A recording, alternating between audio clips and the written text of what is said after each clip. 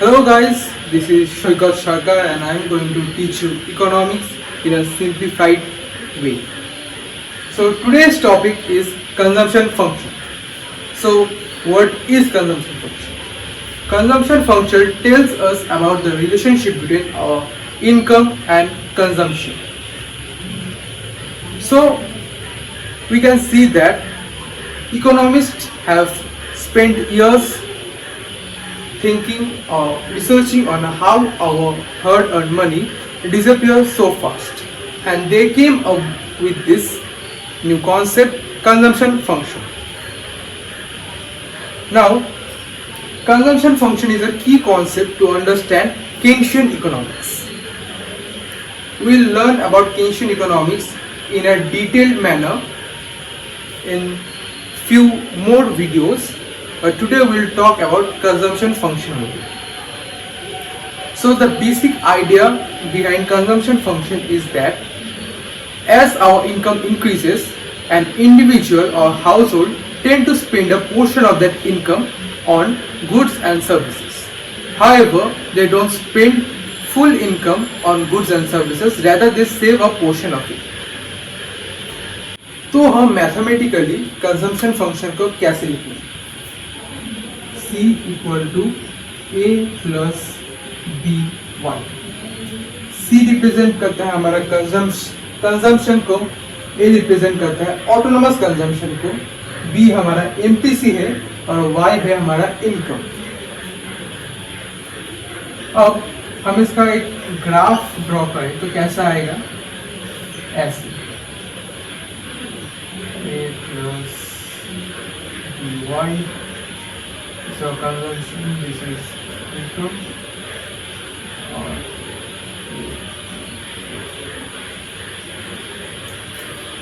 अब हम इस इक्वेशन को y equal to mx plus c equation से कंपेयर करें तो क्या आएगा? हमें मिलेगा slope which is our MPC. हमें एक इंटरसेप्ट मिलेगा जो कि है A.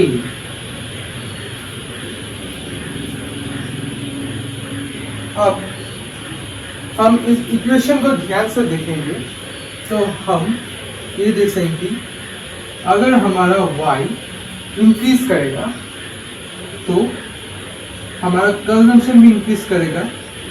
कंडीशन ये दोनों सेम रहेगी, मतलब कांस्टेंट. और ये घटेगा तो कंजम्पशन भी घटेगा. तो इससे हमें क्या मिलता है? एक डायरेक्ट रिलेशन कंजम्पशन और इनकम के बीच.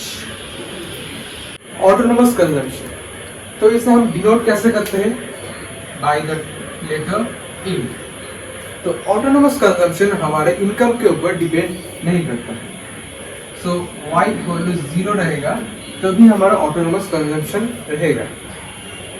क्योंकि एज अ पर्सन आप देखो, आपके पास कोई इनकम नहीं है फिर भी आपको कुछ चीजें लगी है, राइट? लाइक फूड, क्लोथ्स, ये सब तो हमें लगेगा, राइट? तो यही है ऑटोनोमस कंजम्पशन.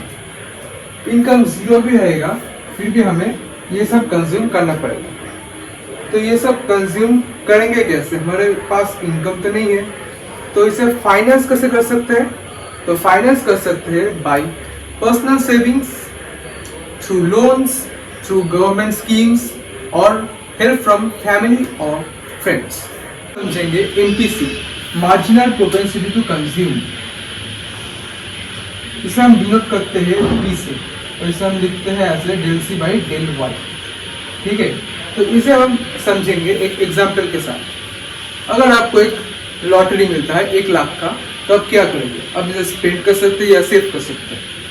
लाइक आपको 1 लाख मिला है तो आप 80K आपने खर्च कर दिए और 20K आपने सेव कर लिए.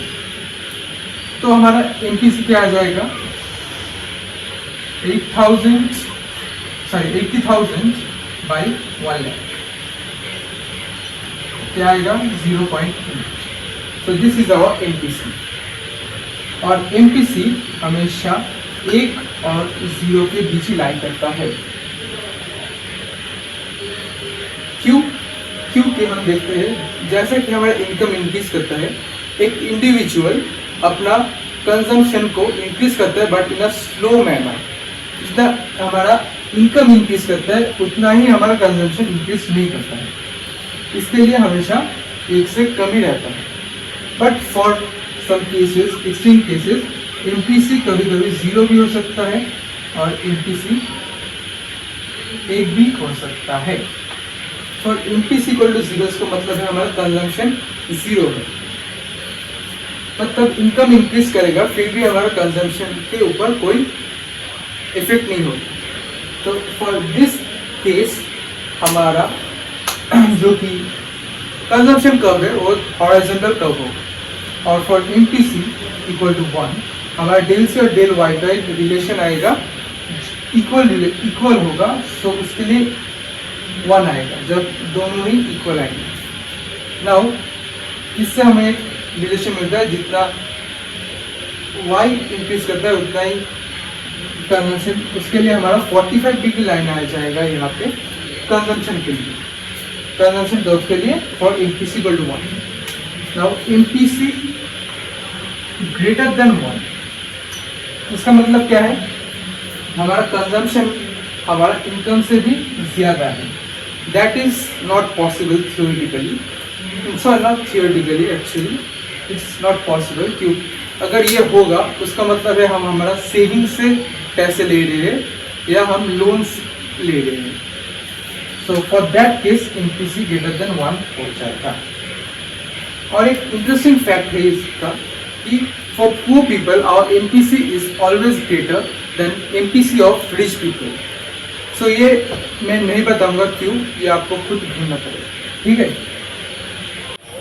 तो हमें पता है कि हमारा इनकम 2 चीज़ों में डिस्ट्रीब्यूट होता है, एक कंजम्पशन और एक सेविंग्स। जैसे कंजम्पशन के लिए होता है हमारा MPC, marginal propensity to consume,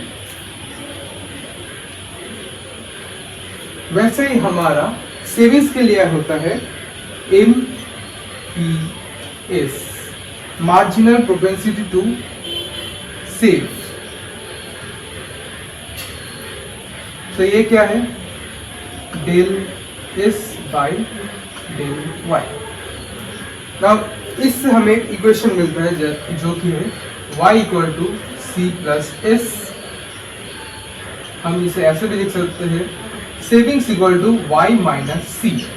अब हमें कंजम्पशन मालूम है, उसका फंक्शन क्या है, तो y equal to S equal to y minus C की इक्वेशन लिखेंगे अभी कंजम्पशन के, C A plus B Y.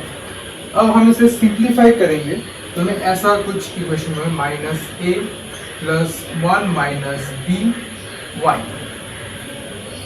B क्या है? एमपीसी। सो हम इस टर्म को हम ऐसे लिखेंगे, minus A plus small S Y. 1 minus B को हम एमपीएस लिखते हैं। So this is an important equation that MPC plus MPS equal to 1. ठीक है, तो इसका ग्राफ कैसे होगा? क्योंकि हमारा इंटरसेप्ट टर्म नेगेटिव में है तो हमारा ग्राफ 0 से नीचे से स्टार्ट होगा और ऐसे जाएगा। इसका स्लोप क्या होगा? स्मॉल एस और intercept minus A. This is a saving function. हमारा कंजम्पशन कर्व कैसा था? ऐसा। दिस इज द कंजम्पशन और इसका इंटरसेप्ट क्या था? A. So this is the saving function. और मैंने लास्ट में दोनों का ही बता दिया है कैसे ग्राफ होगा, कैसे इक्वेशन है, कैसे क्या हो रहा है। So thank you for watching. Next video में हम करेंगे कंजम्पशन के ऊपर टैक्स का effect. So stay tuned, video सून।